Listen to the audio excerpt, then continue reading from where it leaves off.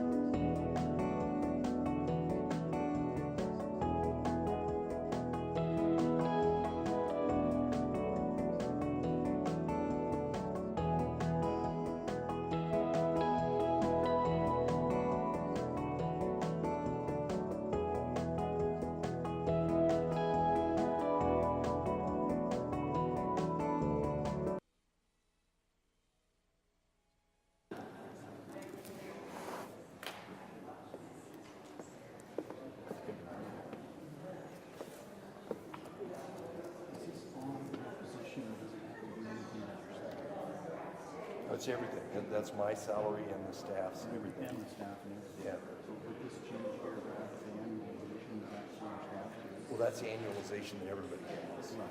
Yeah. Right, but that includes your whole office, Yeah. not just you.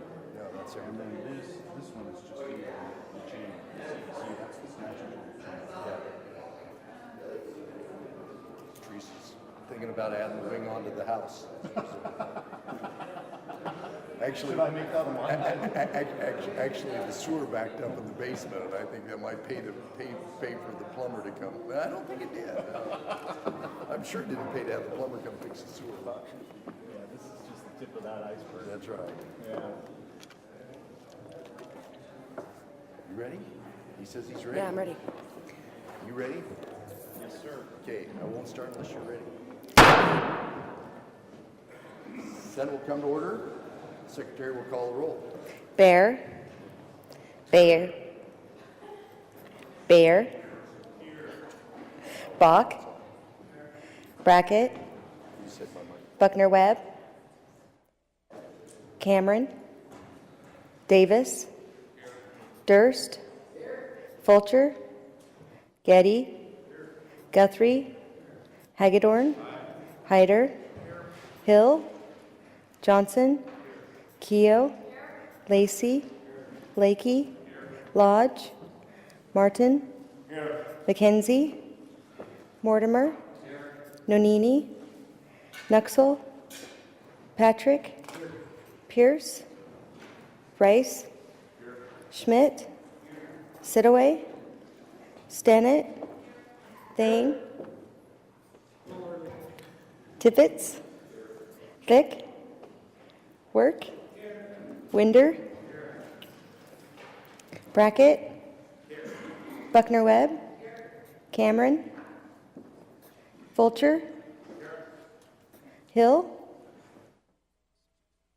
Lodge. McKenzie. Nonini. Nuxel. Pierce. Sidaway. Vick.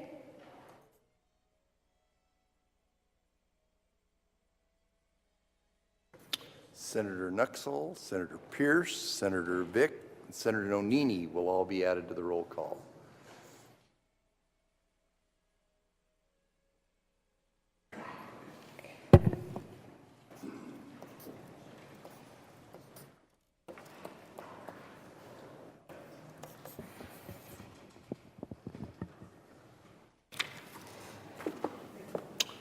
Roll call shows 30 present, 5 absent excused. Quorum being present, the Senate will advance. Prior to advancing, Senator Lodge and Senator Hill will be added to the roll call. Quorum being present, the Senate will advance to the second order of business, prayer by Senator Tippett and Pledge of Allegiance. We'd ask our friends in the gallery to rise and join us in prayer.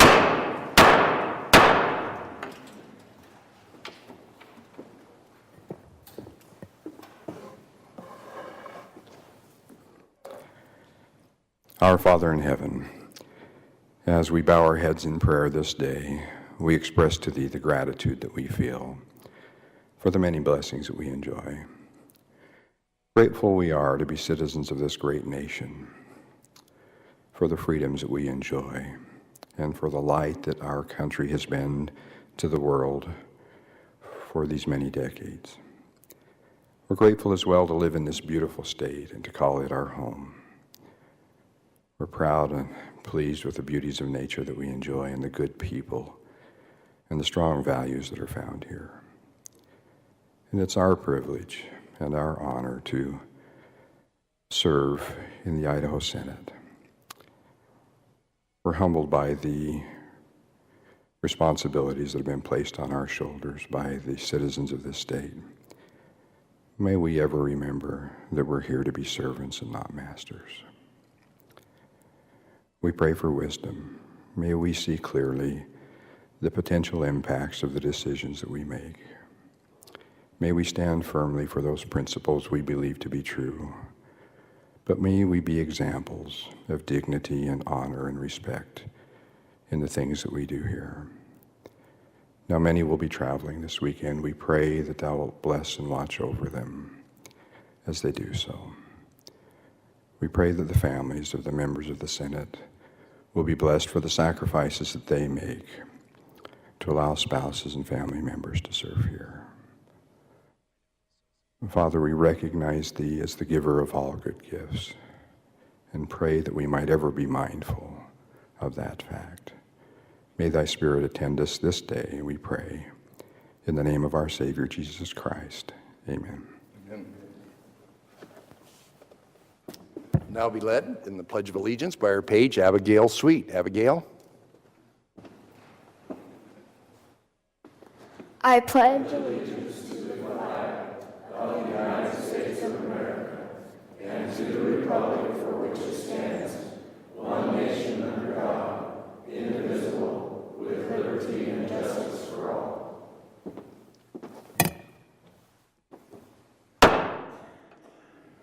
Prior to advancing, Senator Sidaway will be recorded present at the second order of business.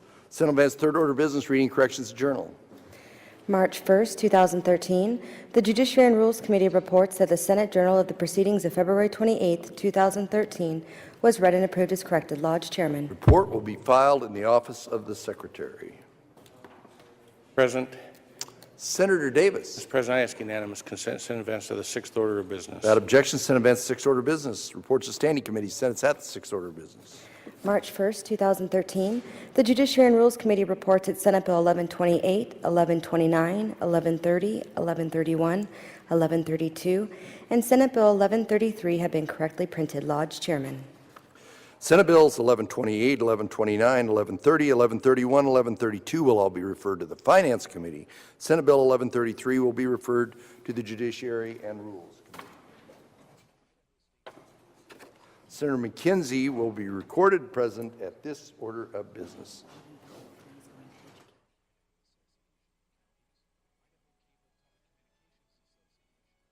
It says JNR on here. That objection, Senator, be at ease. Mr. President, for an introduction. Senator Mortimer. Thank you, Mr. President. Senators, I would like to introduce some special guests to you today that I have, particularly one that has been my secretary for almost 22 years, and her daughter, so that's Dina Harker and her daughter Danny and her grandson Tyson. They're over here. If they would stand and be welcomed to the Senate, I would appreciate it.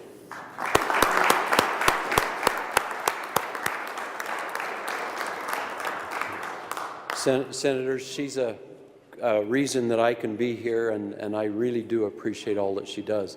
I have also over here two guests, Mike Adams, who's from Idaho Falls, and he's here for the boys basketball, and his son is the coach at Firth High School, and I think this is their 7th year they've come to the state championships from Firth over in eastern Idaho, and his friend Neil Anderson from Pocatello.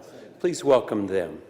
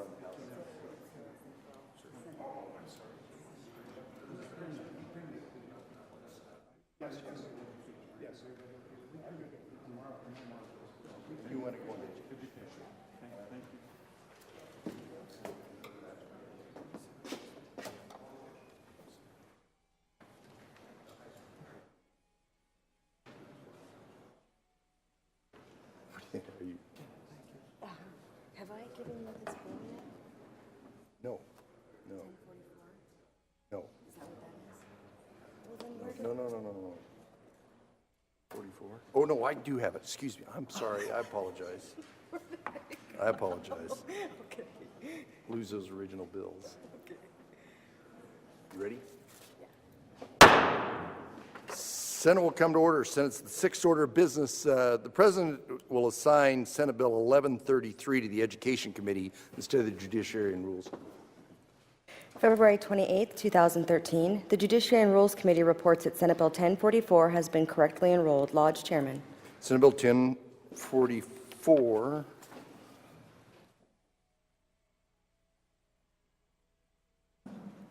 has been signed by the President, and it will be transmitted to the House for the signature of the Speaker. February 28, 2013, the Judiciary and Rules Committee reports that enrolled Senate Bill 1028 was delivered to the office of the Governor at 11:28 a.m. February 28, 2013. Lodge Chairman. The report will be filed in the Office of Secretary.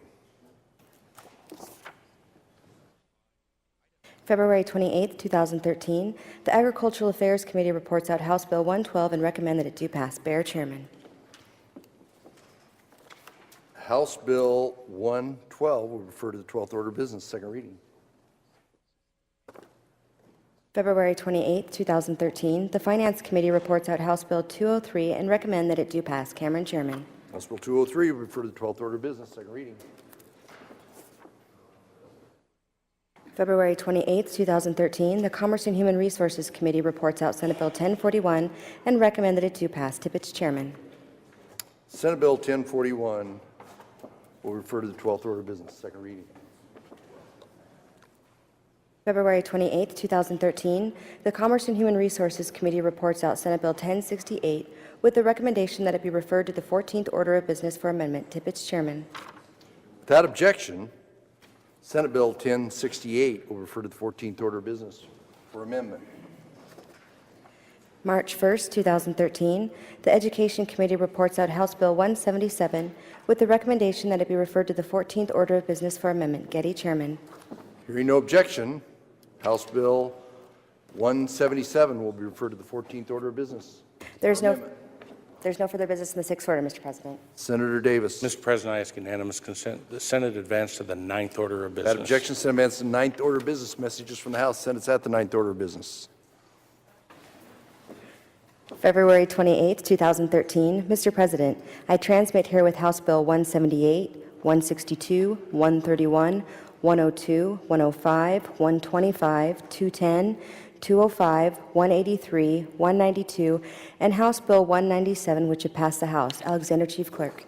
House Bills 178, 162, 131, 102, 105, 125, 210, 205, 183, 192, and 197 will refer to the 11th order of business for introduction. February 28, 2013. Mr. President, I return herewith Senate Bill 1016 and Senate Bill 1017, which have been signed by the Speaker. Alexander, Chief Clerk. Senate Bills 1016 and 1017 are referred to the Judiciary and Rules Committee for transmittal to the Governor. February 28, 2013. Mr. President, I transmit herewith enrolled House Concurrent Resolution 4 and House Bill 29 for the signature of the President. Alexander, Chief Clerk. President has signed House Concurrent Resolution number 4 and House Bill number 29, and they will be returned to the House. There is no further business in the ninth order, Mr. President. The Senate will advance 10th order of business. Motions, resolutions, Senate's at the 10th order of business has for final consideration. Senate Concurrent Resolution number 117. The Secretary will read the resolution. In the Senate, Senate Concurrent Resolution number 117 by State Affairs Committee. A concurrent resolution stating findings of the legislature and rejecting a certain rule of the Idaho Public Utilities Commission. Mr. President. Senator McKenzie. Mr. President, I ask unanimous consent that we dispense with further reading of Senate Concurrent Resolution 117 by our journal show. We did read it at length. Hearing no objections, so ordered. Mr. President, I move the adoption of SCR 117. Senator Davis. Second the motion. Been moved and seconded. The Senate adopt Senate Concurrent Resolution number 117. Senator McKenzie is recognized to open debate on the resolution. Great. Thank you, Mr. President and Senators. These concurrent resolutions reflect actions in the State Affairs Committee regarding rules review. I have to apologize to the senator from 20 when I told him I could have these ready yesterday, but there's some language that you'll want me to emphasize as we go on, particularly with 118 or 119. But with respect to this was a rule that was promulgated by the Public Utilities Commission related to telephone service. This relates to landline service for our citizens who still use and rely on landlines. And it referred to restoration of service. The current rule provided that if service goes out, that the utility that provided that had to restore service within 16 hours if the customer notified them that it created an emergency by the outage. The PUC, after some negotiations and meetings, wanted to change that rule to provide that for outages reported on Thursday, the company had to restore service no later than the following Monday by 6 p.m. So it extended that period if it was over a weekend. The committee accepted all the rules except for that one provision, so that the rejection keeps it at the current service requirement. So if it's an emergency for the customer, that they've got to restore service within 16 hours. And the reason we did that is because there's still areas of the state where you cannot get very good cell phone coverage, and people rely on their landlines, and they just need that service. And so if there's an outage, they need it restored. Often it's their best means of communication because they're in isolated places of the state. And so that's a rule that's reflected in SCR 117. And with that, Mr. President, debate would be open. Further debate? Hearing no further debate, Senator McKenzie is recognized to close debate. Thank you. Debate is closed. Debate being closed, the question is, shall Senate Concurrent Resolution number 117 pass the Senate? All in favor say aye. Aye. All opposed, nay. The ayes have it. Senate Concurrent Resolution 117 is passed the Senate, and it will be transmitted to the House. The Senate now has for final consideration Senate Concurrent Resolution number 118. Secretary will read the resolution. In the Senate Concurrent Resolution number 118 by State Affairs Committee, a concurrent resolution stating findings of the legislature and rejecting certain rules of the Department of Administration relating to rules governing use of exterior of state property in the Capitol Mall. Mr. President. Senator McKenzie. Mr. President, I ask unanimous consent that the Secretary dispense with further reading of SCR 118, but our journal shall be read at length. Hearing no objections, so ordered. Mr. President, I move the adoption of SCR 118. Senator Buckner-Webb. I second the motion. Been moved and seconded. The Senate adopts Senate Concurrent Resolution number 118. Senator McKenzie is recognized to open debate on the resolution. Thank you, Mr. President. This again is rules that came before the State Affairs Committee, and we approved certain sections but rejected others. And I wanted to highlight those because they are, I think, significant. And these are rules that follow up the legislature's decision last session regarding camping on the Capitol grounds.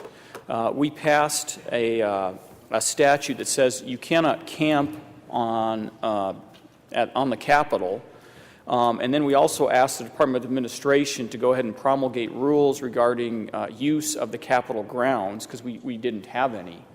They did that. I think we gave them a 60-day or 30-day deadline, so they didn't have very much time to do that. So they put together rules regarding that, and that's this docket. But a few of those rules that relate to holding events or free speech on the Capitol, and we rejected some of those rules because we didn't want to overly restrict people's access to be able to come to the Capitol and express a viewpoint.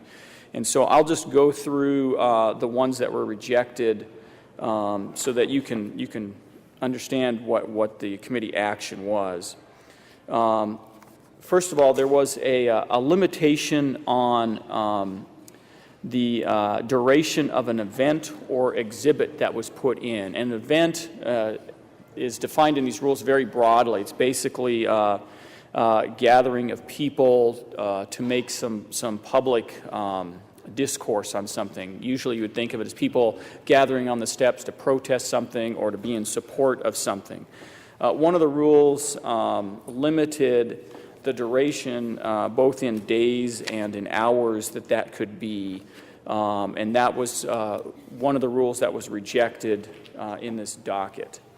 There's two other changes. One, we rejected a change that would set hours for events and exhibits on the Capitol Mall, the Capitol Annex, or the parking facilities. If people are there to express an opinion on something, we didn't think that they should have that limited to a certain number of hours in the day.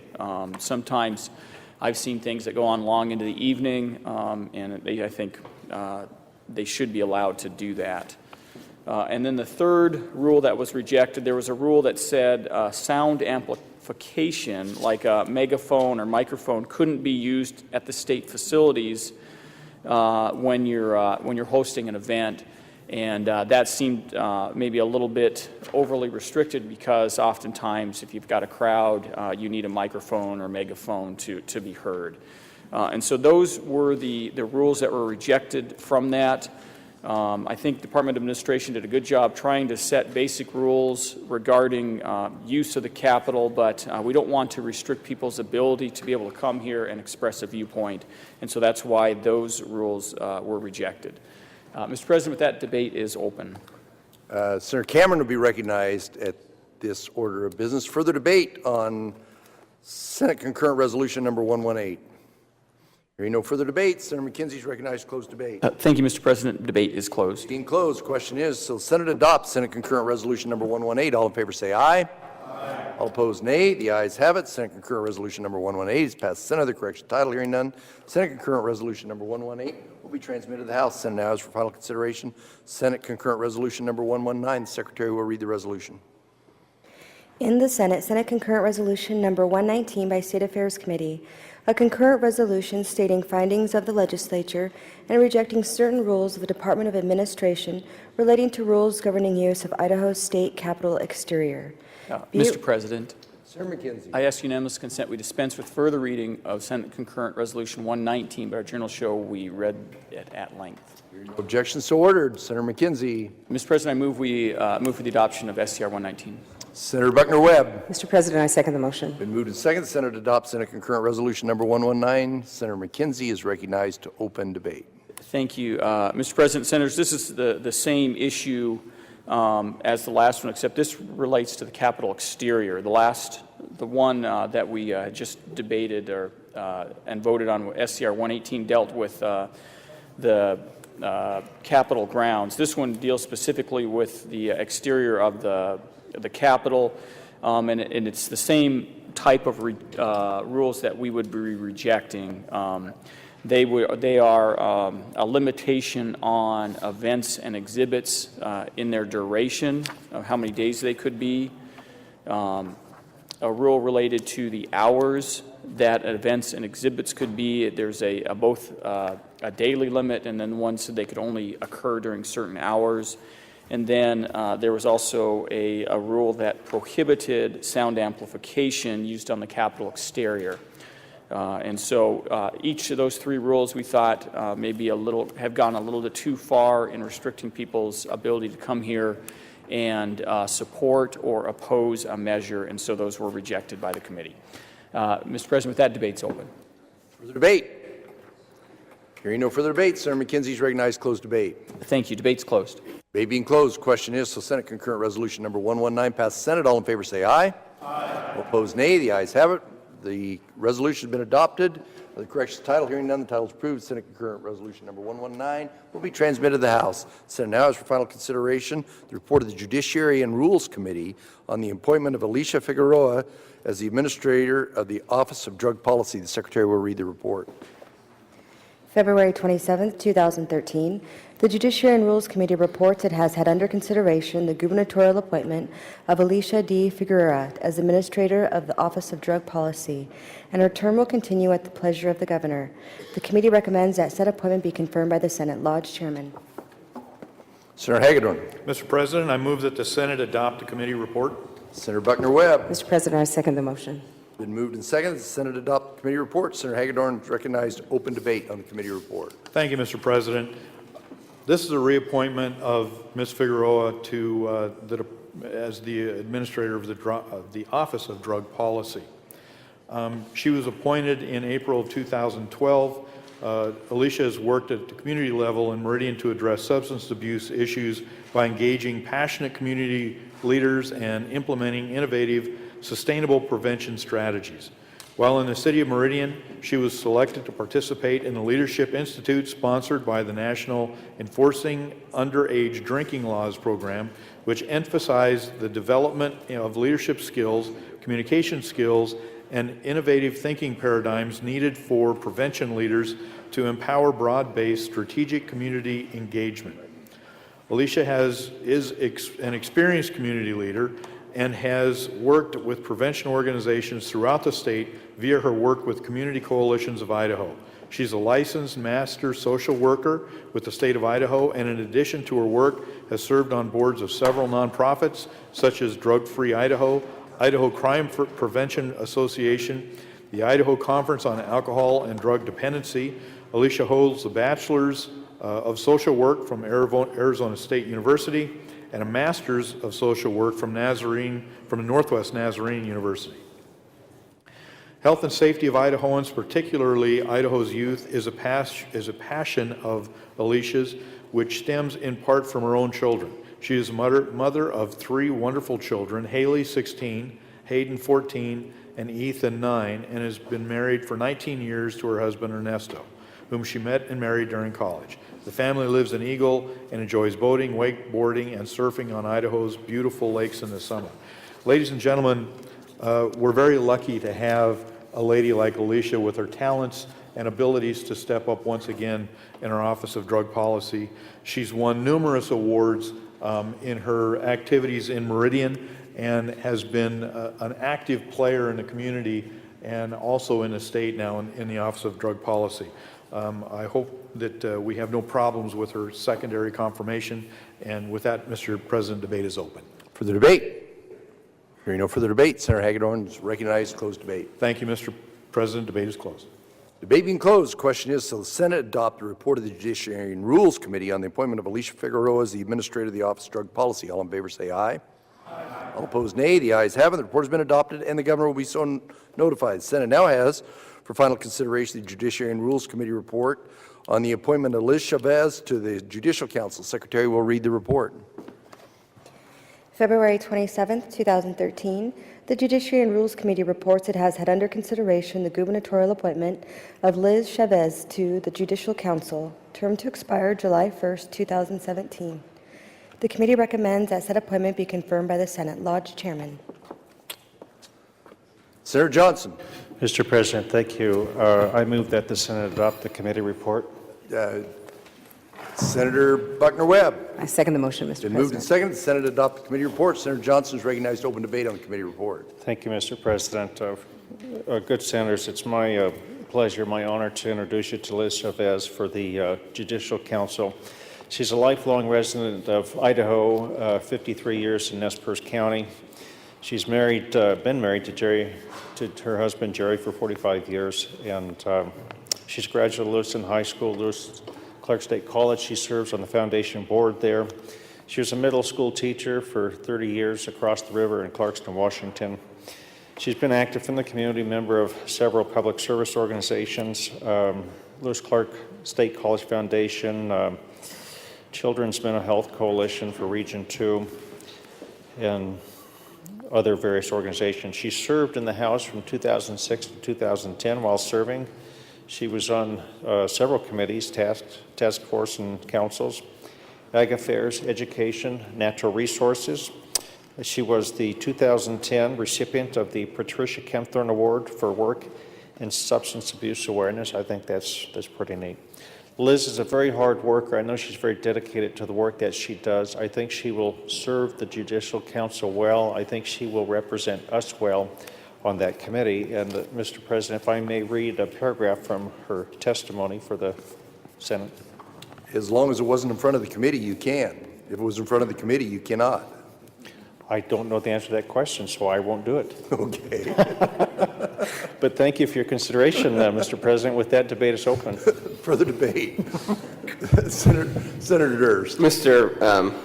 President, to offer a few more remarks about a former colleague of mine, Liz Chavez, like chapstick is the way she would say it.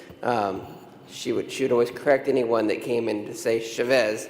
She'd say Chavez, like chapstick, and then she always wore chapstick, so she'd go like that, and to make sure they understood what she was talking about. I had the pleasure of sitting next to Representative Chavez for 4 years on the House Education Committee, where our senator from 3 was the chairman, and Liz was, just a wonderful lady. She expressed on more than one occasion her passion for these issues of justice and serving those, especially children with FAS. And, you know, we sat next to each other, too, on Agricultural Affairs Committee the first time I had a tour of that committee. And Liz was a country girl, so she knew a little something about country living and about farming, and she made sure to teach me something, too. And whenever I thought knew something, she'd make sure to put me back in my place and let me know when I was getting a little too big for my britches. So I think that Liz would be a welcome addition to a judicial council, which probably has a fair number of attorneys on it, and hopefully she can do the same to them as she did to me while I was in the House. Thank you, Mr. Chairman. Further debate? Hearing no further debate, Senator Johnson's recognized. Closed debate.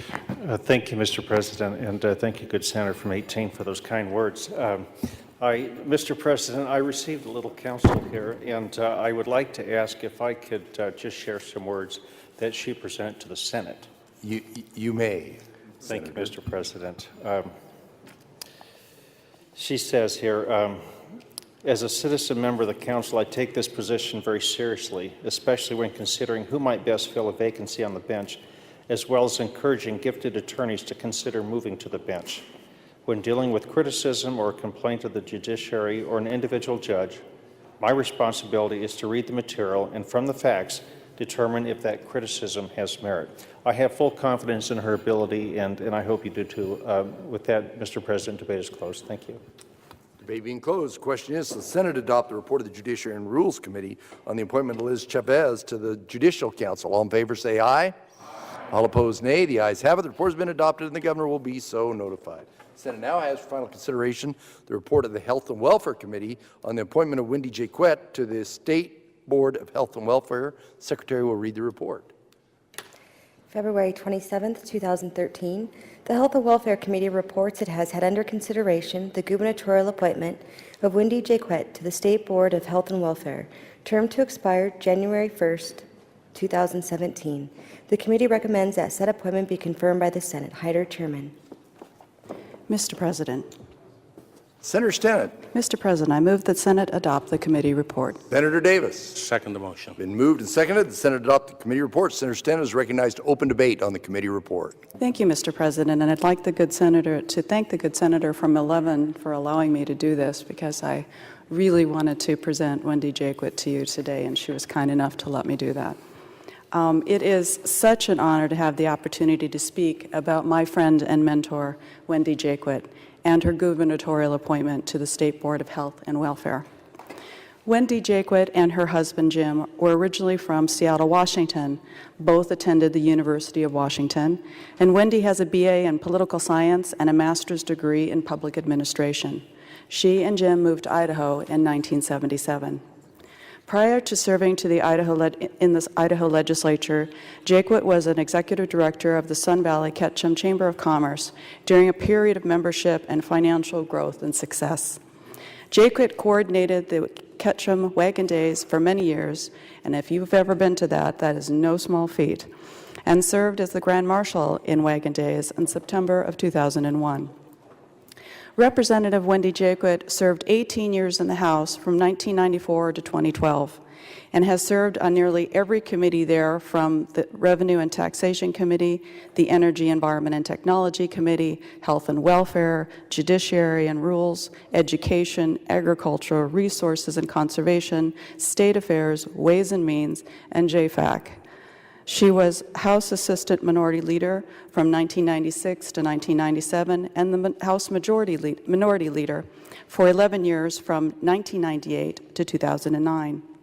In true Wendy fashion, when I told her that I wanted to speak for her today, she handed me 6 pages of her legislative history, and I'm sure there is more than's indicated here that she did in her time, but nothing is done in a small fashion as far as Wendy is concerned.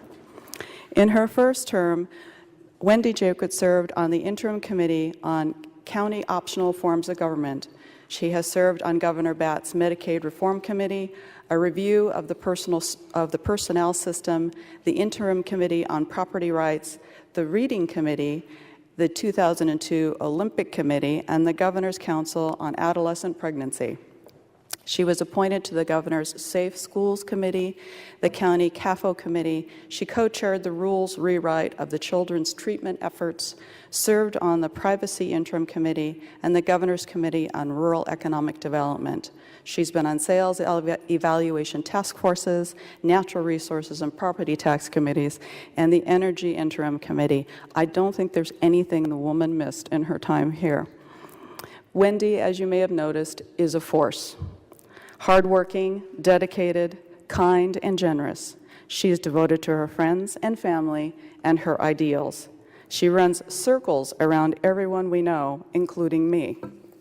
She's very active in the community, but never wavers in her total commitment to everything she does. Her interests are numerous, and her devotions run deep. She is a breast cancer survivor since 1991, and has created helping teams for more families dealing with illnesses than I can count, including me.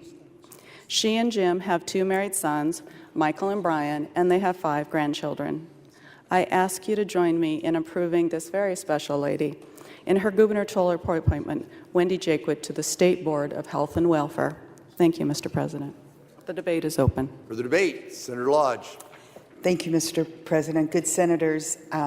This vast experience that Wendy Jaquith has is going to be such a benefit to the Department of Health and Welfare. Her experience just in the legislature, on the Health and Welfare Committees and on JFAC will aid them. Wendy's always pleasant, she's always willing to help, and she's able to work with everyone to promote Idaho. And you know, what I really appreciate about Wendy is she doesn't care who gets the credit as long as something good gets done. And she and I worked together for 10 years to try to get some legislation passed that we knew was very important. And our good pro tem came along and was able to carry that legislation, and she was so excited that it was able to be passed, and that's the kind of person that Wendy Jaquith is. She's an excellent appointment, hard worker, enthusiastic, a great Idahoan, and I ask you to join us in supporting her confirmation. Thank you, Mr. President. Debate is still open. For the debate, Senator Cameron. Thank you, Mr. President. I would be remiss if I didn't stand and make a few comments about my friend, Representative Wendy Jaquith. Representative Jaquith is a fine lady, and it was my honor to be able to serve with her and work with her in the Magic Valley area. She was on the Joint Committee, as has already been mentioned. She was one of our hardest working members. She worked across party lines. She knew that in order to get something done, she had to do that, and she was very good at taking care of those kinds of items. She was an outstanding person, a good spokesperson. We could always count on her to be thoughtful and deliberate in her comments, and to be very respectful. And I always felt like that she was part of the Magic Valley team, if you will. It's my honor. My only problem with this is I think she is underutilized in this position, but it's a good step in the right direction, Lieutenant Governor. Further debate, Senator Bach. Yes, Mr. President and fellow senators, I don't want to extend this debate out longer, so I'll be very brief. I was one of Wendy Jaquith's minions in the House for a short period of time, and I have to say that I have the utmost respect for her. And I've been given a list of the bills she sponsored and had passed, and it's pretty impressive. So I urge your vote for her as the nominee. Thank you. Further debate? Hearing no further debate, Senator Stent is recognized to close debate. Thank you, Mr. President, and thank you, fellow senators, for joining in on this. It's wonderful to hear great accolades about Wendy Jaquith. Debate is closed. Debate being closed, the question is, does the Senate adopt the report of the Health and Welfare Committee on the appointment of Wendy Jaquith to the State Board of Health and Welfare? All in favor say aye. Aye. All opposed, no. The ayes have it. The report has been adopted, and the governor will be so notified. Senate will advance the 11th order of business, introduction of first reading of bills. Senator Davis. Mr. President, I ask unanimous consent that all bills on first reading be read by number, author, and title only in the journal show them and read at length. Without objection, so ordered. In the House of Representatives, House Bill number 178 by Health and Welfare Committee, an act relating to the Immunization Board. In the House of Representatives, House Bill number 162 by Education Committee, an act relating to cosmeticians to revise a definition. In the House of Representatives, House Bill number 131 by Resources and Conservation Committee, an act relating to water, to revise extension provisions relating to the time in which a permit holder completes work and applies water to full beneficial use. In the House of Representatives, House Bill number 102 by Judiciary Rules and Administration Committee, an act relating to the Idaho State Police, to revise provisions relating to the Idaho State Police Forensic Services resources. In the House of Representatives, House Bill number 105 by Judiciary Rules and Administration Committee, an act relating to the Sexual Offender Registration Act, to revise provisions relating to registration. In the House of Representatives, House Bill number 125 by Judiciary Rules and Administration Committee, an act relating to guardianship and conservatorship, to revise provisions relating to criminal history and background checks on certain persons. In the House of Representatives, House Bill number 210 by Appropriations Committee, an act relating to the appropriation to the Department of Health and Welfare for the divisions of medical assistance services. In the House of Representatives, House Bill number 205 by Education Committee, an act relating to education, to remove language referring to a certain time period. In the House of Representatives, House Bill number 183 by State Affairs Committee, an act relating to municipal corporations, to remove language granting cities the power to regulate, prevent, and punish for the carrying of concealed weapons. In the House of Representatives, House Bill number 192 by State Affairs Committee, an act relating to licenses to carry concealed weapons. In the House of Representatives, House Bill number 197 by Business Committee, an act relating to insurance holding company systems. Mr. President, I ask unanimous consent. Senate Committee subject to Without call the chair. objection, Senator Bayes.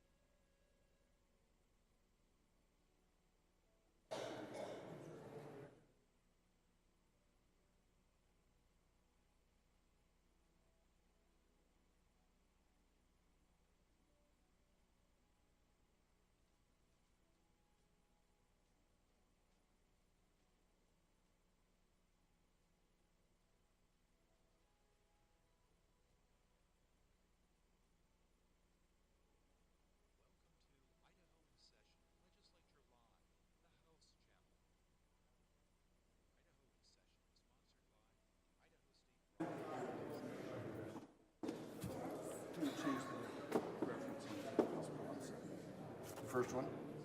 178. Okay. Okay. Okay, got it. Are you okay?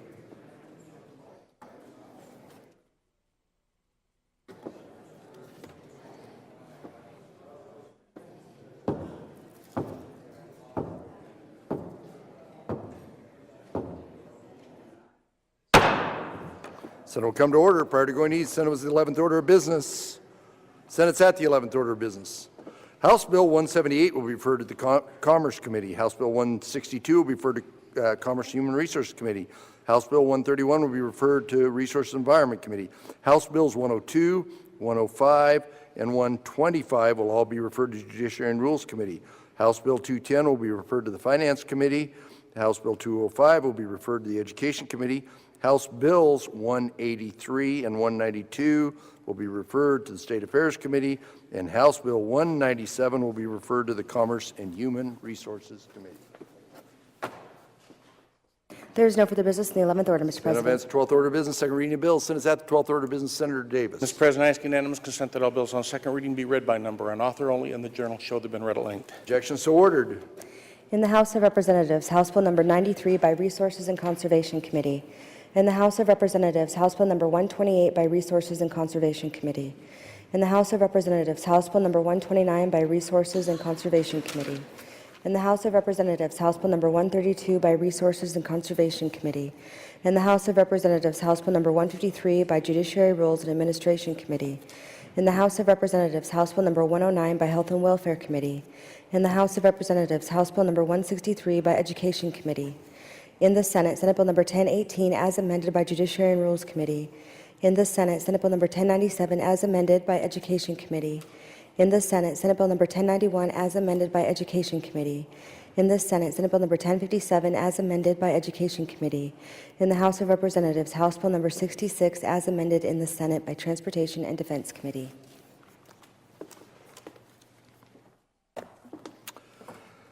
House Bills 93, 128, 129, 132, 153, 109, 163. Senate Bill 1018 is amended. Senate Bill 1097 is amended. Senate Bill 1091 is amended. Senate Bill 1057 is amended. House Bill 66 is amended, and the Senate will all be referred to the 13th order of business, third reading. There is no further business in the 12th order, Mr. President. 13th order of business, third reading of bills. Senate Mr. Senator President. Davis. Mr. President, I ask unanimous consent, Senator go at ease. Without objection, Senator, be at ease. Don't hold up this good bill. Got an important bill. You can't be almost president.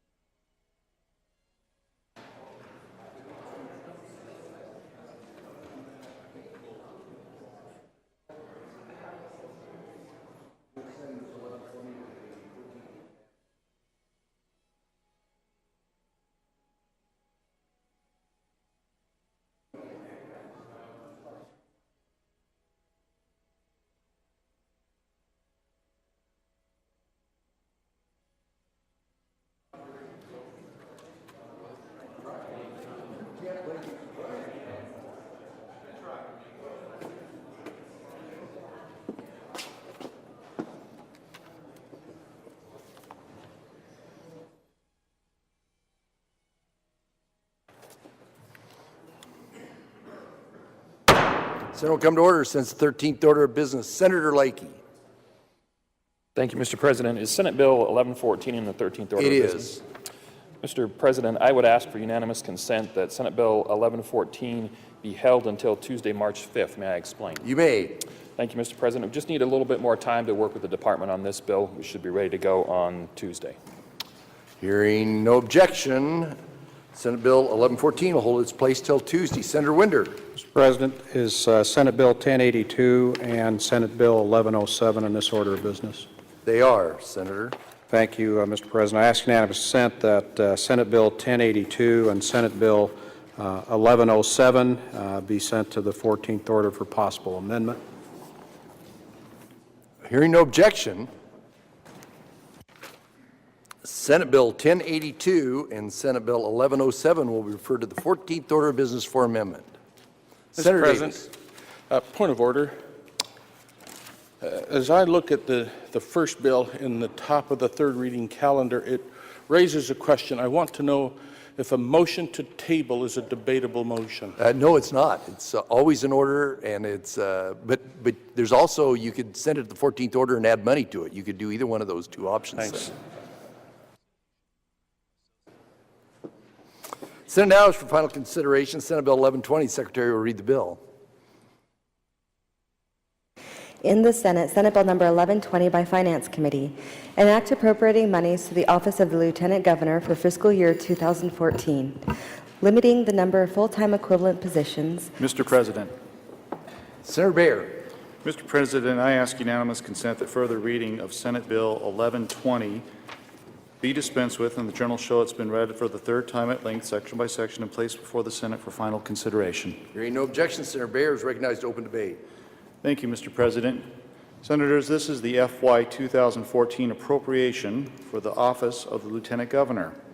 It's a maintenance budget that includes a salary increase of 1.7% for the Lieutenant Governor as provided for in Idaho Code, and that increase for the Lieutenant Governor's salary goes to $35,700. As is tradition, the Lieutenant Governor is provided lump sum authority, which allows the transfer of monies between object classes without the approval of the Division of Financial Management. With that, Mr. President, debate on your appropriation is open.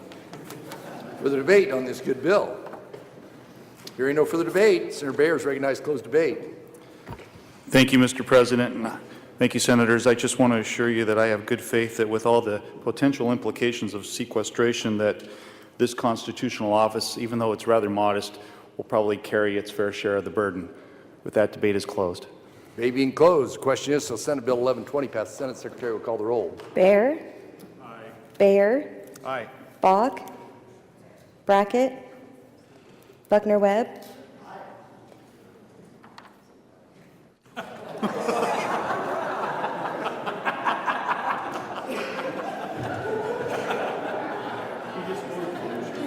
Senator Buckner-Webb, did you vote on this bill? Okay, Senator Buckner-Webb will be recorded as voting aye. Cameron. Davis. Durst. Fulcher. Getty. Guthrie. Hagedorn. Hyder. Hill. Johnson. Keogh. Lacey. Lakey. Lodge. Martin. McKenzie. Mortimer. Nonini. Nuxel. Patrick. Pierce. Rice. Schmidt. Sidaway. Stennett. Thane. Tippett. Vick. Work. Winder. Bach. Brackett. Davis. Keogh. Winder. Senator Brackett, on the final passage of House Bill 1120, or Senate Bill 1120, how would you like to be recorded? Aye. Senator Durst. Mr. President, I'd like to change my vote from no to yes, please. Good decision. Anyone else want to change their vote? Senator Durst will be recorded as voting aye. Roll call shows 34 ayes, no nays, 1 absent excused. Majority haven't voted in the affirmative. Senate Bill 1120 passed the Senate of the correction title. Hearing none, the title is approved. Senate Bill 1120 will be transmitted to the House. Senate now is for final consideration. Senate Bill 1098. The Secretary will read the bill. In the Senate, Senate Bill number 1098 by Education Committee, an act relating to education, to revise a definition and to make technical corrections. Mr. President. Senator Patrick. Thank you, Mr. President. I would ask for unanimous consent that further reading of Senate Bill 1098 be dispensed with, and the journals show that this bill was read the third time at length, section by section, and placed before the Senate for final consideration. Hearing no objections, Senator Patrick is recognized to open debate. Thank you. Good senators, this bill is really quite simple but very important, and it places into code the open meetings for negotiations between the unions and the school boards. And what it says, all negotiations pursuant to this act shall be open session and shall be open and available to the public to attend. All documentation exchanged between the parties during negotiations, including all offers, counteroffers, and meeting minutes, shall be subject to public writings disclosure laws. And this declared an emergency once it's passed and approved so that the negotiations can go on as they have for the last couple of years. This is a rare occurrence where IEA and the School Board Association have agreed to this language. So with that, I would ask for your approval. Debate is open. Hearing no further debate, Senator Patrick is recognized to close debate. Debate is closed. Thank you. Debate being closed, the question is, shall Senate Bill 1198 pass the Senate? Secretary will call the roll. Bear. Bayer. Bach. Brackett. Buckner-Webb. Cameron. Davis. Durst. Fulcher. Getty. Guthrie. Hagedorn. Hyder. Hill. Johnson. Keogh. Lacey. Lakey. Lodge. Martin. McKenzie. Mortimer. Nonini. Nuxel. Patrick. Pierce. Rice. Schmidt. Sidaway. Stennett. Thane. Tippett. Fick. Work. Winder. Bach. Fulcher. Hill. Keogh. Sidaway. Work. Roll call shows 34 ayes, no nays, one absent, excused. Majority haven't voted affirmative. Senate Bill 1098 is passed the Senate. Are there corrections to the title? Hearing none, the title is approved. Senate Bill 1098 will be transmitted to the House. Senate now is for final consideration. House Bill number 9. Secretary will read the bill. In the House of Representatives, House Bill Number 9 by Business Committee, an act relating to limitations on loans, investments, and practices, to define terms, to revise a definition. Mr. President. Senator Getty. Mr. President, I ask unanimous consent that further reading of House Bill 9 be dispensed with, and the journal shows it's been read at length the third time. Section by section is now before the Senate for final consideration. Hearing no objections, Senator Getty is recognized to open debate. Thank you, Mr. President. Fellow Senators, to give you a little background on House Bill 9, it deals with derivatives. The purpose of the bill is to bring Idaho into compliance with the provisions of the Dodd-Frank Act, which requires all states to place in their laws a provision that requires state-chartered banks to measure credit exposure from derivative transactions. Idaho banks have always been able to use these derivatives, and the Department of Finance has always had the authority to provide oversight and take corrective action when needed. But because of the Dodd-Frank Act, now we have to put this into code. If we do not pass the legislation this year, state and federal regulators will consider any state-chartered bank already using derivatives to be in noncompliance. If the bill is not passed, it will seriously disadvantage state-chartered banks as they use this tool where other banks can. Most states have already made this change in statute. To meet the provisions, we have to make reference to derivative transactions and our lending limits, which kind of seems like a strange place to put it, but that's where it has to go. It needs to specify that any credit exposure in a transaction shall be considered the same as a transaction extension of credit, and it directs that banks can measure such credit exposure in the same manner as a national bank. The fundamental idea is that the credit exposure created by derivative transactions should be subject to the same limits that apply to traditional credit transactions. Mr. President, there's no known opposition to the bill, and the Idaho Bankers Association sponsors it, or supports it. With that, debate is open. For the debate on House Bill number 9. Hearing Senator Patrick. Mr. President, I'd like to disclose under Rule 39H that I have a perceived conflict of interest since I'm on the board of directors of one of the banks that will benefit from this, but only one. It's not specifically for this bank. It will be so recorded in the Journal. Further debate. Hearing no further debate, Senator Geddes is recognized. Closed debate. Thank you, Mr. President. Debate is closed. Debate being closed. Question is, House Bill 9 passed. Senate Secretary will call the roll. Bear. Bayer. Bach. Brackett. Buckner-Webb. Cameron. Davis. Mr. President. Senator Davis. Explain my vote. You have 60 seconds. Mr. President, I know we have to pass this. I don't like it. So I'm going to wait till the absolute last second before the President compels me to vote.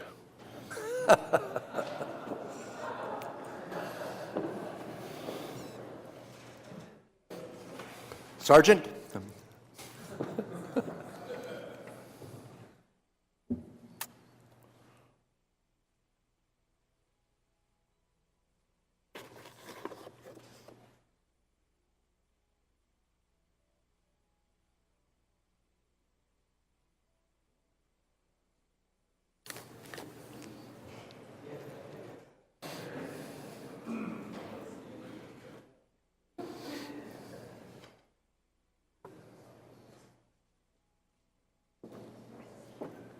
Senator Davis, how would you like to be recorded on House Bill number 9? Senator votes aye. Senator Davis will be recorded as voting aye. Durst. Fulcher. Getty. Guthrie. Hagedorn. Hyder. Hill. Johnson. Keogh. Lacey. Lakey. Lodge. Martin. McKenzie. Mortimer. Nonini. Nuxel. Patrick. Pierce. Rice. Schmidt. Sidaway. Stennett. Thane. Tippett. Vick. Work. Winder. Fulcher. Hagedorn. Hill. Keogh. Rice.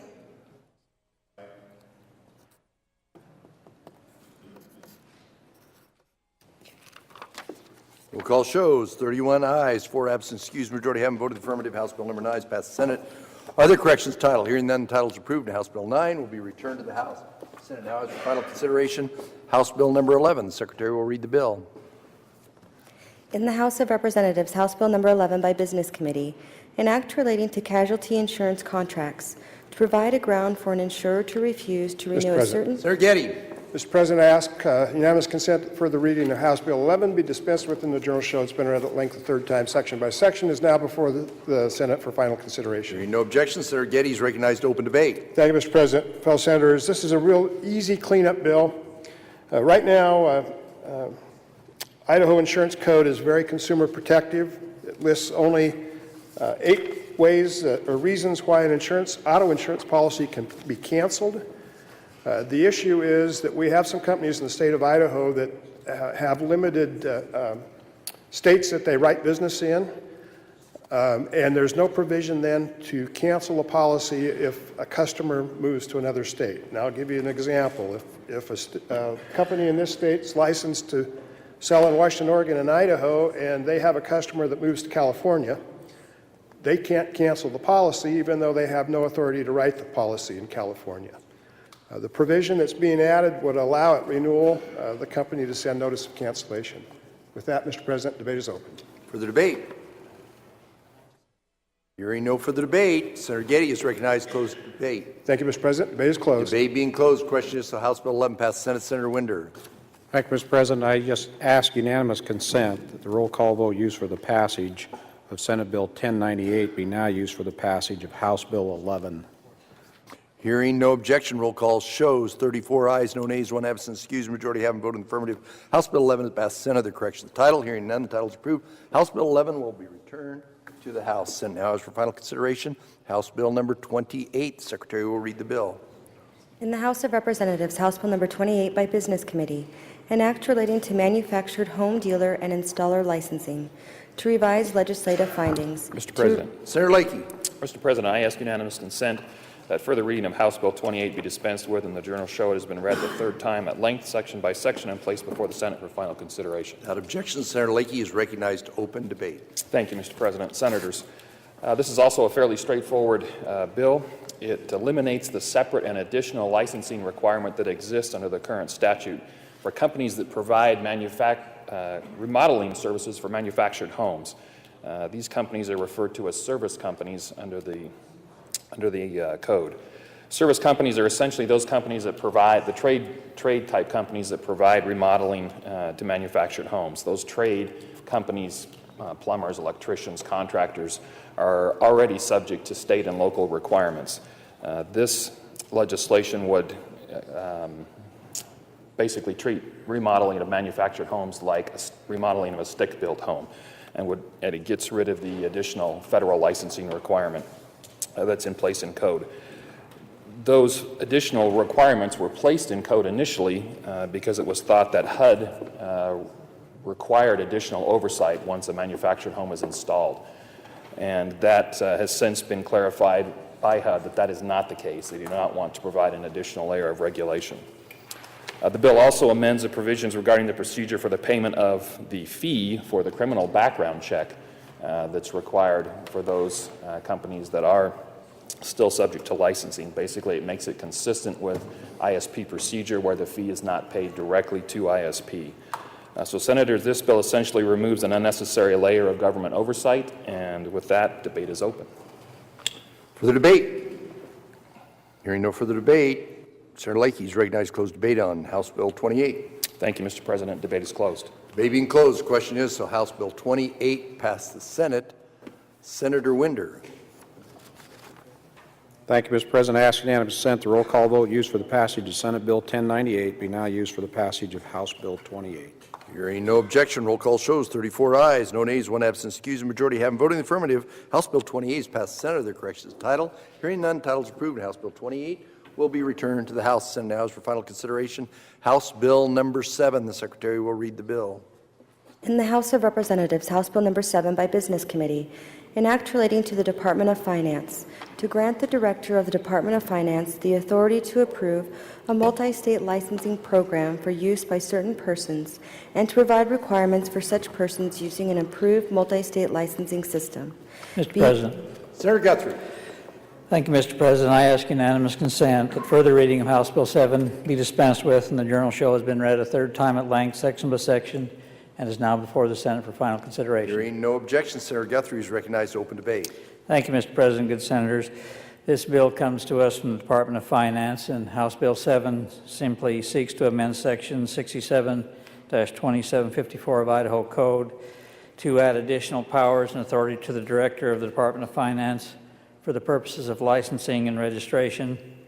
And it really comes from an interest or request from a significant number of businesses licensed by the department who want the opportunity to manage their licenses online, and a survey confirmed that desire. The department mortgage licenses have been successfully utilizing a nationwide licensing system since 2008, and House Bill 7 simply would allow the department to offer that same resource to other businesses licensed by the department. So in summary, House Bill 7 would allow license applicants and licensees the option, and it is optional, of utilizing an online nationwide licensing system, and it would they'd be able to establish a single licensing record for use amongst various state jurisdictions where business is conducted. So, for example, they could go online if they were licensed in several states, and even though the requirements might be a little different, they could pull up the drop-down box, click on a state they need to license in, and fill out the applicable information specific to that jurisdiction, and then the money is remitted and sent to the state that's entitled to it, so there'd be no revenue loss. And it's just simply an online technology platform for submitting required license information for multiple jurisdictions. And again, it's optional. With that, Mr. President, debate is open. Further debate? Hearing no further debate, Senator Guthrie is recognized. Closed debate. Mr. President, debate is closed. Debate being closed. Question is, so House Bill 7 passes Senate. Senator Winder. Thank you, Mr. President.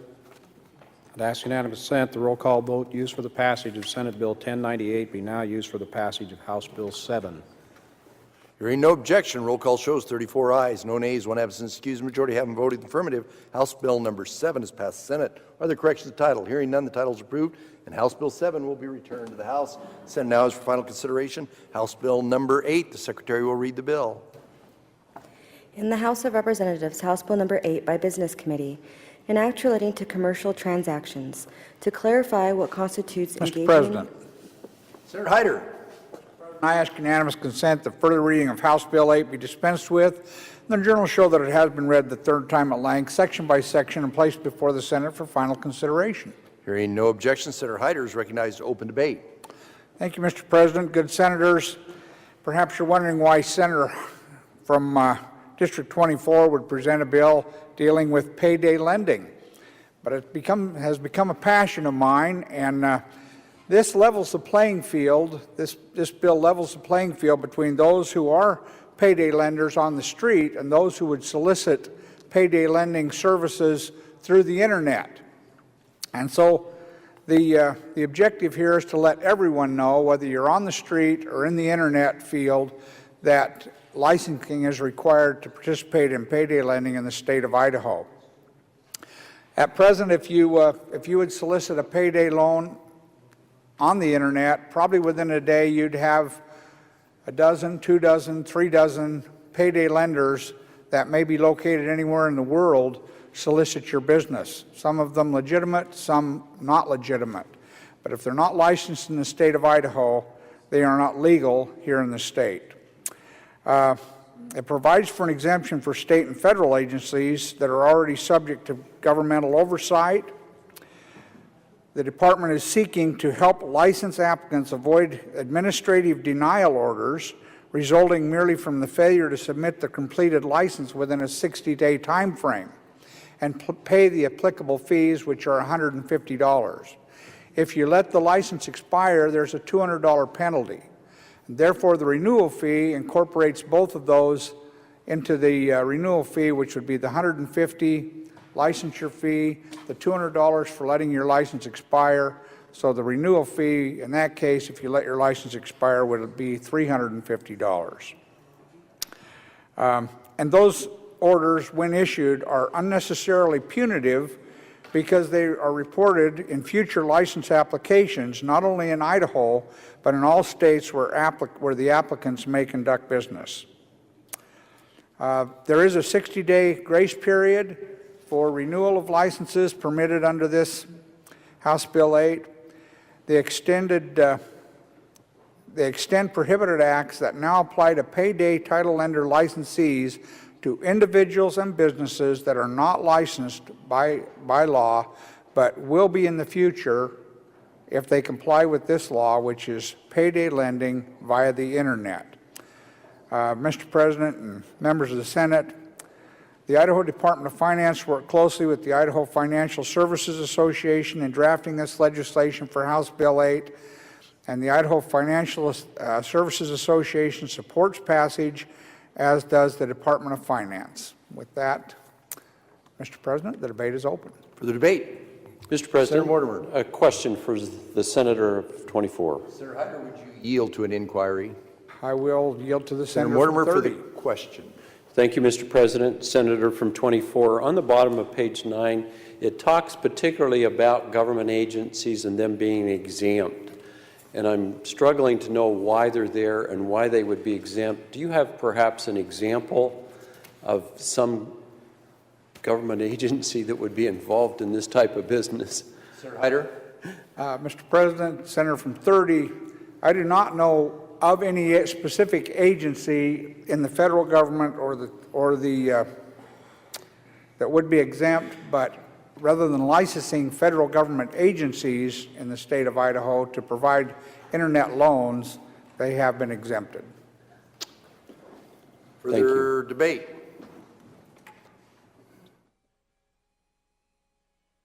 Hearing no further debate, Senator Hyder is recognized to close debate. Thank you, Mr. President. The debate is closed. Debate being closed. The question is, House Bill number 8 passes the Senate. Senator Winder. Mr. President. President, I ask unanimous consent that the roll call vote used for the passage of Senate Bill 1098 be now used for the passage of House Bill 8. Hearing no objection, Senator Nonini. I object. Secretary will call the roll. Bear. Bear. Bach. Brackett. Buckner Webb. Cameron. Davis. Durst. Fulcher. Getty. Guthrie. Hagedorn. Hyder. Hill. Johnson. Keogh. Lacey. Lakey. Lodge. Martin. McKenzie. Mortimer. Nonini. Nuxel. Patrick. Pierce. Rice. Schmidt. Sidaway. Stennett. Thane. Tippett. Vick. Work. Winder. Bear.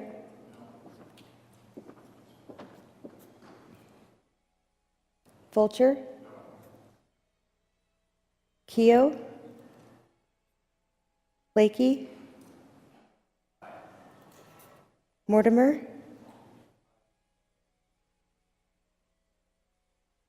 Sidaway. Vick.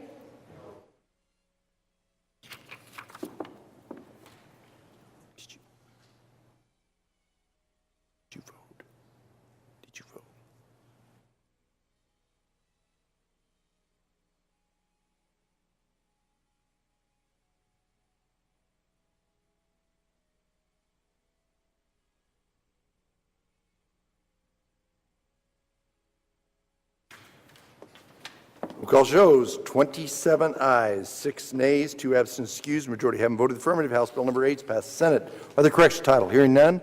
Title is approved and House Bill 8 will be returned to the House. Senate now is for final consideration. House Bill 10. Secretary will read the bill. In the House of Representatives, House Bill number 10 by Business Committee, an act relating to Idaho Residential Mortgage Practices Act to revise definitions, to provide a correct code Mr. President. reference. Senator Cameron.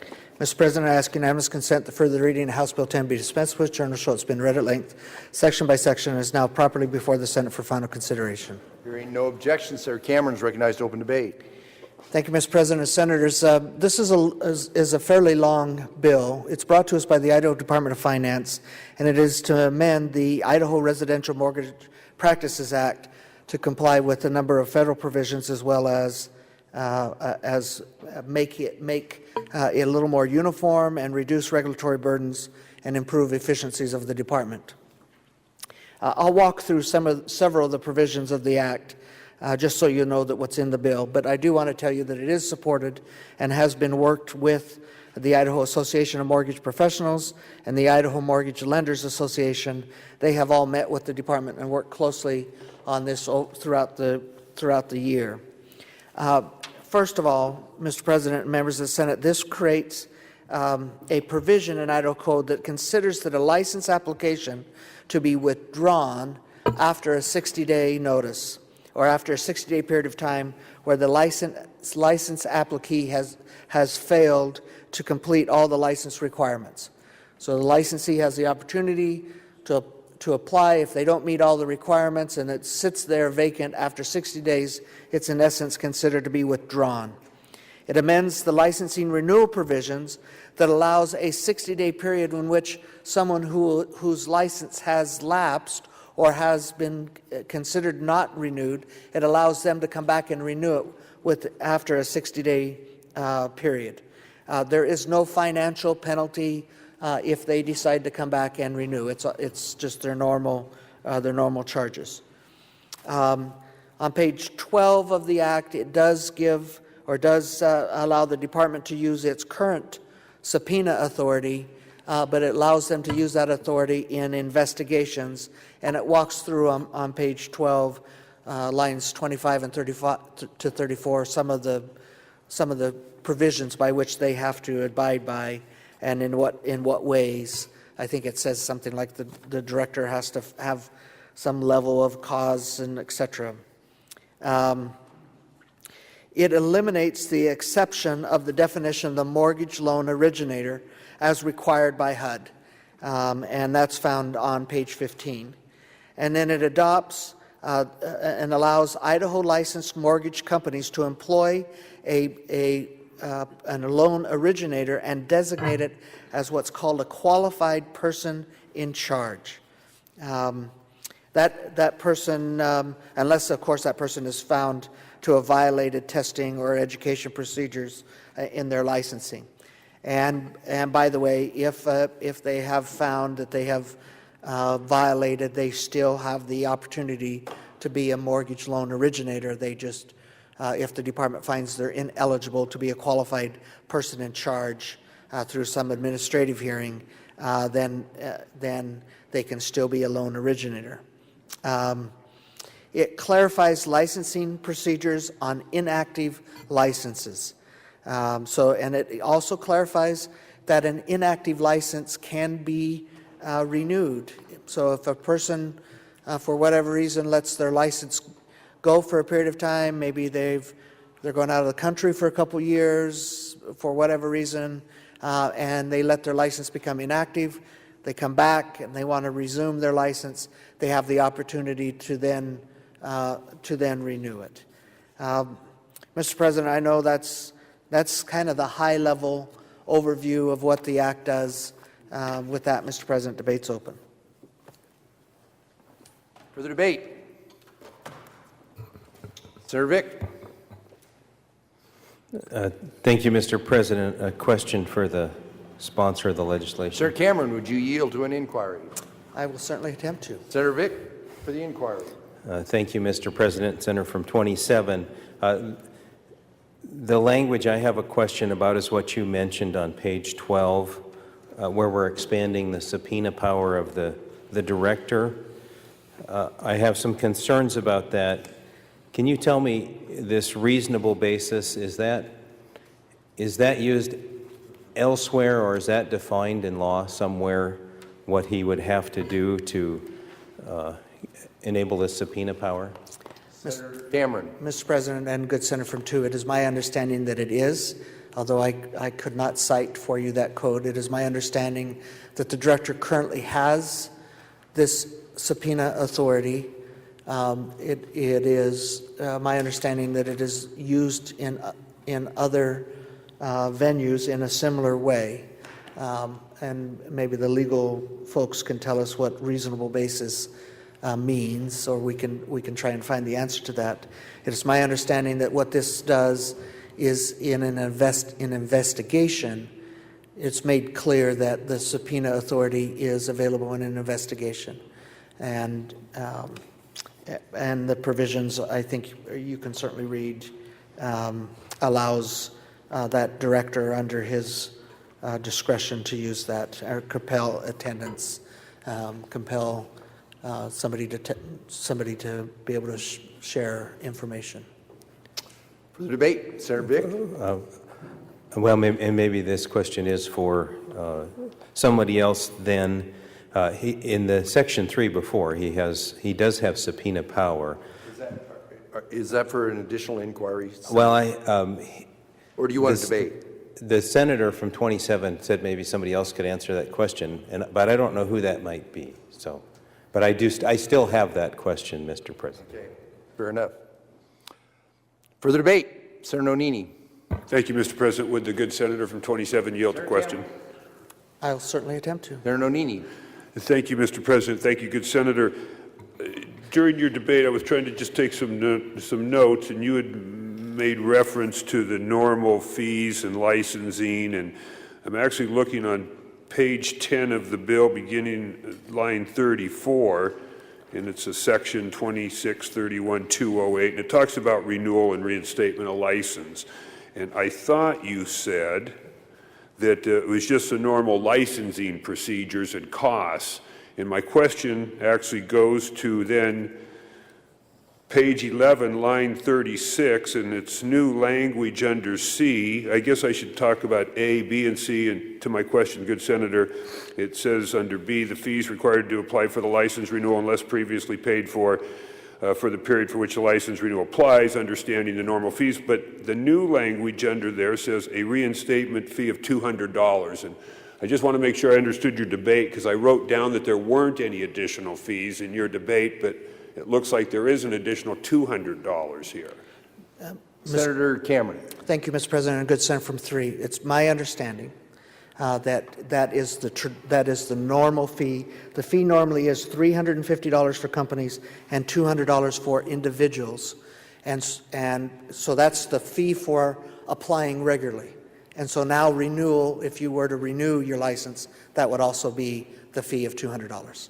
So that's my understanding. There's no penalty, there's no additional charge for reinstating had you let your license go, or had you decided not to renew for some reason and then came back and renewed it. Thank you, Senator, for 27. Thank you, Mr. President. Senator Mortimer. Mr. President, could the Senate go at ease? Without objection, Senator be at ease.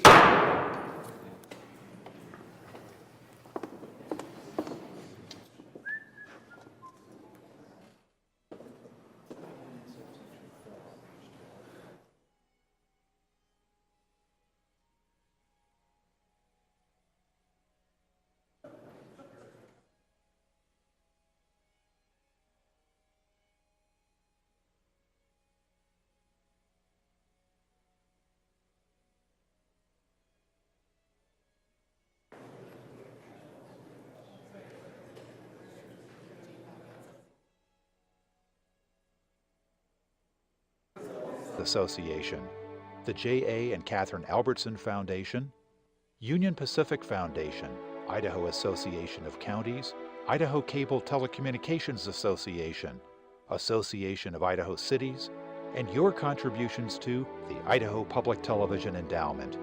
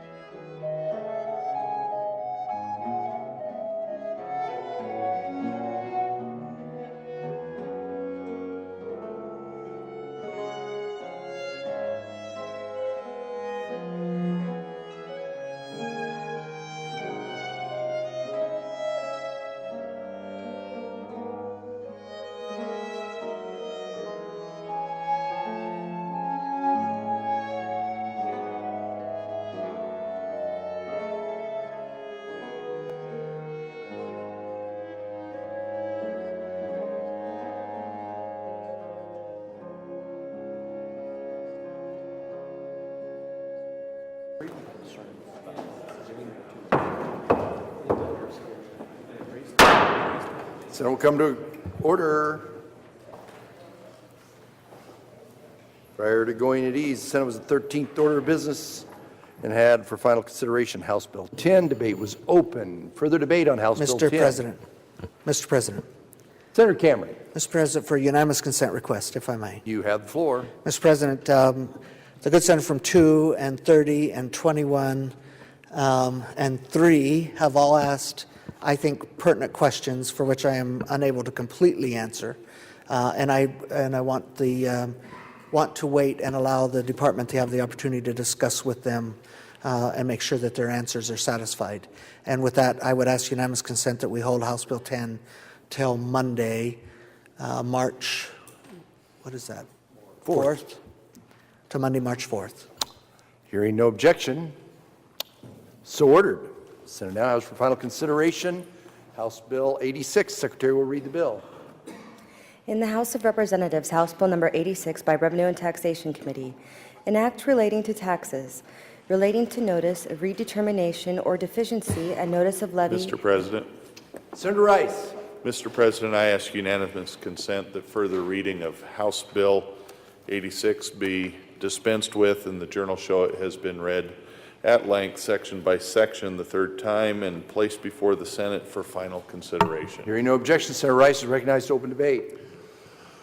Mr. President, members of the Senate, this is really more of a postage bill than a tax bill. Last year, a bill was passed that allowed the Tax Commission to send certain notices out by first-class mail rather than certified mail. And there was a sunset clause placed on that particular act. And in 6 months, that's saved $100,000, just a little over. It's anticipated that this is going to save us a little over $200,000 a year. These are deficiency notices and notices of levy and distraint. What was going on before, they'd be sent out certified mail. About 35% would come back refused or not picked up, and they'd have to be taken out of the envelopes, then resent by first-class mail. And this doesn't pose any problems with due process or notice. It merely, the real effect of this is it just saves money and time. So with that, debate is open. Further debate? Hearing no further debate, Senator Rice is recognized to close debate. Mr. President, debate is closed. Debate being closed, the question is, so House Bill 86 passed the Senate. Secretary will call the roll. Baer. Bayer. Bach. Brackett. Buckner-Webb. Cameron. Davis. Durst. Fulcher. Getty. Guthrie. Hagedorn. Hyder. Hill. Johnson. Keogh. Lacey. Blakey. Lodge. Martin. McKenzie. Mortimer. Nonini. Nuxel. Patrick. Pierce. Rice. Schmidt. Sidaway. Stennett. Thane. Tippett. Vick. Work. Winder. Bear.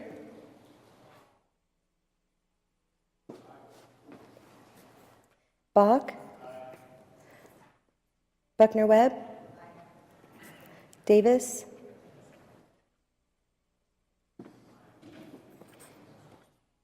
Hagedorn. Hill. Keogh. Mortimer.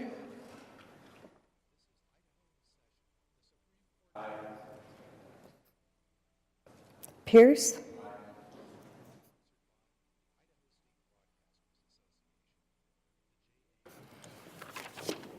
Roll call shows 31 ayes, 1 nay, 3 absent excused. Majority have voted in the affirmative. House Bill 86 passed the Senate. Other corrections to the title, hearing none, the title is approved, and House Bill 86 will be returned to the House. Senator Davis. Mr. President, I ask unanimous consent that the bills in the 13th order of business, third reading, be reordered as follows, placing Senate bills at the top, followed by House bills as amended in the Senate, if any, followed by House bills. Hearing no objection, the third reading calendar will be so reordered. Mr. President, I ask unanimous consent to send advance to the 15th order of business. Without objection, Senate will advance 15th order of business, miscellaneous business and adjournment. Senate's at the 15th order of business. Senator Davis. Mr. President, senators will soon adjourn until the hour of 10 a.m. on Monday prior to adjournment. I'm going to soon ask for introductions. I would remind you Monday's our transmittal date, so we need to work our way through the Senate bills, which I think we can quite comfortably do without having to have an afternoon session on Monday. I would ask you again to keep your Tuesdays and Thursday afternoons open from 4:30 to 6 next week. We'll continue to work with the late afternoon committee chairs on that so that we're sensitive to whatever their schedule is, but that's our current target. And again, I ask for introductions or announcements. Announcements.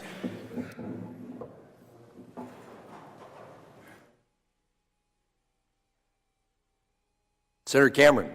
Thank you, Mr. President. Mr. President, we have been honored to have Trooper Jeff McConnell, who is from my area, from the Burley Rupert area, has been up watching us and protecting us in the gallery, and I just thought maybe the Senate would like to give him a round of applause and thank him for his hard work.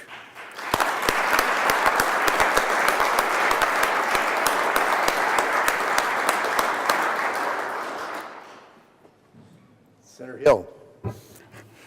Thank you, Mr. President. I hope no one's already announced this since I just barely walked in the room again, but we have two of our colleagues and friends celebrating a birthday tomorrow, Senator Hagedorn and Senator Rice, both on the same day. I don't know if it's the same year or not. I'm not going to get into that, okay? But anyway, let's go ahead and congratulate them. Thank you.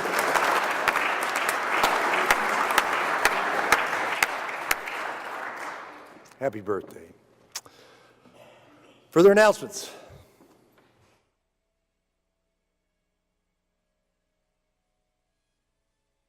Senator Davis. Mr. President, I move that the Senate adjourn till the hour of 10 a.m. on Monday. Senator Stinnett. Mr. President, second the motion. Been moved and seconded. The Senate adjourn till 10 a.m. Monday. All in favor say aye. Aye. All opposed nay. The ayes have it. We are adjourned.